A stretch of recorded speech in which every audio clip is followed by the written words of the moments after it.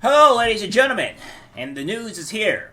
Today we're going to go a little bit brief stuff of what's happening in California and all the issues that would be leading to one of these people to leave. Now, I can probably tell you guys a multitudes of what's going on in California, and I'll have a little bit of clips here to kind of show you exactly what's been going on.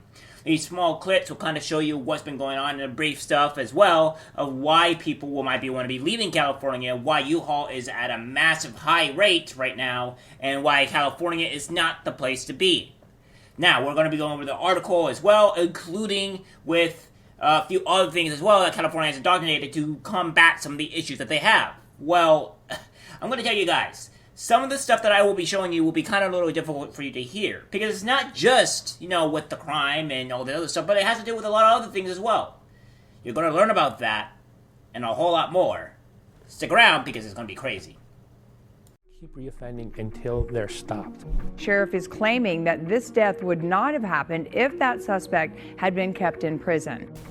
These early released inmates have reoffended and committed even more serious crimes. Right now we're in a crisis mode of fixing what's just an out of control crime rate. These theories about, long-term solutions aren't going to address what we're currently facing. A registered sex offender is under arrest for the attempted sexual assault of a child inside the school. And the number of children that are going to be impacted because of the release is going to be dramatically higher. Thousands of convicted pedophiles in California have been released from prison after only spending less than a year behind bars. Well, if rehabilitation isn't working, and we're just letting out all these criminals in mass, in very large amounts, why is anyone surprised that we're having an incredible rise in crime? We need to protect society. No one feels safer today than they did several years ago. Recent reports show that about 7,000 child molesters were released early from prison in California. According to the U.S. Department of Justice, these criminals are 4 times more likely to reoffend. Is rehabilitation instead of incarceration working in our state? And does it have an impact on the community and the rise in crime?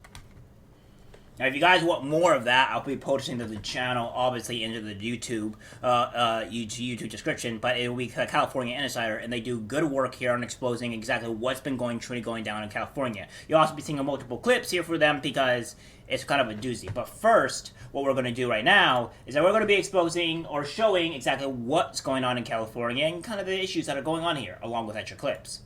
So, it goes, more U-Haul trucks left California than any other state in 2022. The California exodus continued in 2022, at least according to new data recently released from U-Haul. The moving truck rental company's net annual growth index shows that more moving trucks depart from California than any other state for the 3rd consecutive year.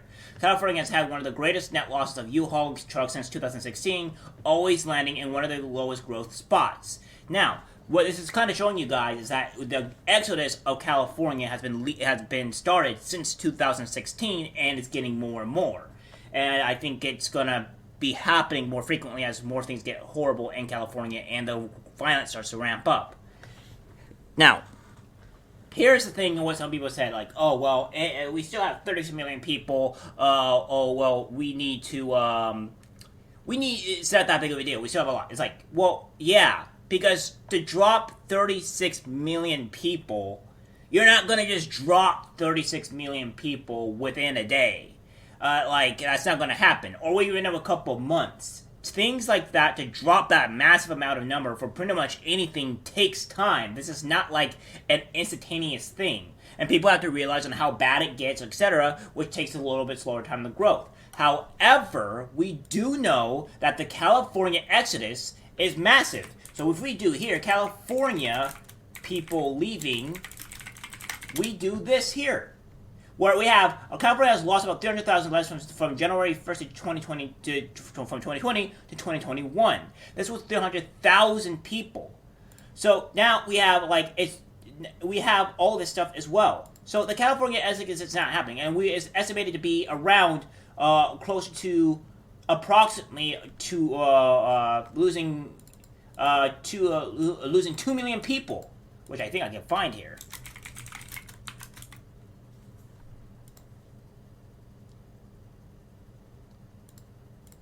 Yeah, we have lost 3,000 residents, And we also California loses congressional seat for the first time because we lost so many people, and I think we're going to be losing more and more seats. So, that being said, I do not think that this is going to be a good thing for California, and rightfully so, because the state in general is going into massive decline. So, what we do here is that we start to realize on the massive amount of people being obviously leaving, and what can California do to fix it. We have this here. While the state had the largest net loss of U-Haul trucks overall, several cities in the state had a net gain, including Los Angeles, San Diego, Modesto, and Redding. Most cities in Northern California experienced a loss. But there was one big exception. There were more break-even and net loss markets in Northern California, with a notable exception of the Sacramento-Roseville area, which remains one of the nation's top growth markets. U-Haul spokesperson Jeff Lockridge told CFGate in an email, according to our local reps, much of that in migration to the Sacramento-Roseville area is a result of transplants from the Bay Area. Yes, and part of the reason why that is, though, guys, is because California, in terms of actual being a blue state, it's actually majority red. The problem with that is making California suffer for the most part is San Francisco and LA. If we remove those two cities, you would actually find that California is a majority red state. But the problem is, and I think this is happening in a majority of states, is that those two cities are what's making the situation for people being horrible. So that makes the people that are in the red part of California, etc., wanting to leave. The reason why the mostly of the red part of California are leaving is because they're mostly red or Republicans, or more people on the conservative side or what have you, so they're leaving to other states that are going to be more better with their ideals. This is just the reality of things that's been going on in California in itself. So we have that as well that's been going on. Texas is the top destination for the U-Haul trucks, followed by Florida and the Carolinas. Texas and Florida are for the top destination states in 2021 as well. Illinois is with the state with the second largest loss in U-Haul trucks in 2022, the same as 2021. And I think Illinois will be the next will be still the second loss, if not the first loss, depending. I think California and Illinois are going to be fighting this, is because thanks to the purge law that's been acted, which I covered on this channel recently, yeah, it's not going to necessarily be good either. So we have a lot of other things that have been happening. After a record-breaking year for moves in 2021, the past year saw fewer moves overall, with a constant net loss in trucks in California. U-Haul must take efforts to prevent the state from running out of vehicles. That's one of the reasons customers may see higher prices for one move out of the Bay Area, where one into the area may be much cheaper. So yeah, that's what's been going on. Oh, and by the way, there is something called Snapcrap, by the way, which is a mobile app that allows residents of San Francisco to request street and sidewalk cleaning from the city public departments by submitting a photo of something gross, usually crap, and its sharing location. Users can then track their tickets through the app to see if they have been resolved. Well, that's crazy, right? Well, that's not as crazy as this, because I'm going to show you guys two more clips here of what's really been going on in California and why some people may be leaving and how corrupt or how terrible it actually been. Buckle on your seatbelts because it's not going to get any better.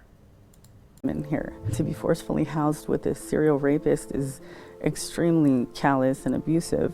So male prisoners can go to female prisons if they self-identify as transgender? Yes, nothing that anybody who's done their time in a women's prison is prepared for. Your living space is about 6 feet. That's a very tight space to share with anyone, but even more so with someone that has a history of violence against women. There is no privacy in prison, that's a given. But now it's no privacy and no dignity either. So even trans men are reaching out to you for your help?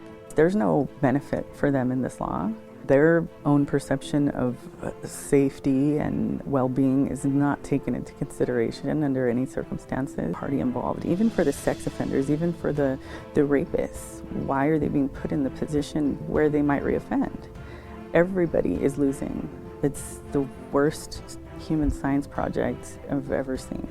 There's a recent law in California that allows inmates to choose the male or female prison based on how they self-identify without any biological examinations.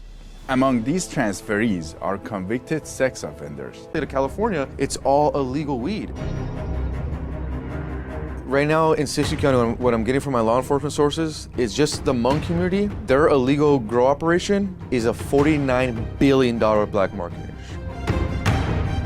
And the fact that they were able to hire lawyers and beat out Siskiyou County sheriffs, I mean, to me was alarming. It kind of feels like a game of whack-a-mole. They could raid, 10 operations in a day? There'll be 20 that popped up that same day. Dual marijuana growth in California and the dangers it presents to our community. Throughout my whole experience, I've reported at the border, I go into Mexico, I do, I covered the crime and cartel stuff, but never has an elected official in the United States backed off an interview with me because they've actually were threatened from that group. This is happening in the United States. I mean, it's absurd. Has California lost control of these rural communities? Are the local residents feeling helpless against this threat? So yeah, we have transgenders, people, most biological men, wanting to be allowed to go into these female prisons. By the way, they're doing this on purpose. They're willingly changing to be to identify as women so they can go and grape women. This is literally what they're doing, and that's what's happening. And then they will impregnate them, etc., stuff like that. Along with our whole issue with the marijuana, where there's massive corruption even in that. They're beating government officials, for God's sake. This is a horrible place for California. This is more of the reasons why people need to leave. And if you go and watch that full video, especially with the marijuana thing, actually, honestly, all three are absolutely horrendous and disgusting. But the one with the Narcos or Narco California, or with Jose Ventura, that one in particular, yes, that one in particular. Yeah, a lot of people seem to not be doing super well there in the certain parts of California where they're forcing to be left or controlled by cartel, and their lives are in jeopardy all the time. And what's worse, the sheriffs can't do much about it. That's the reality of California, people. That's the reason why people in Northern California are leaving, because it's either way too dangerous for them to stay there, or the ability to live there is near impossible. Alright guys, that's it for the video. Like, subscribe, share, and as always, take care.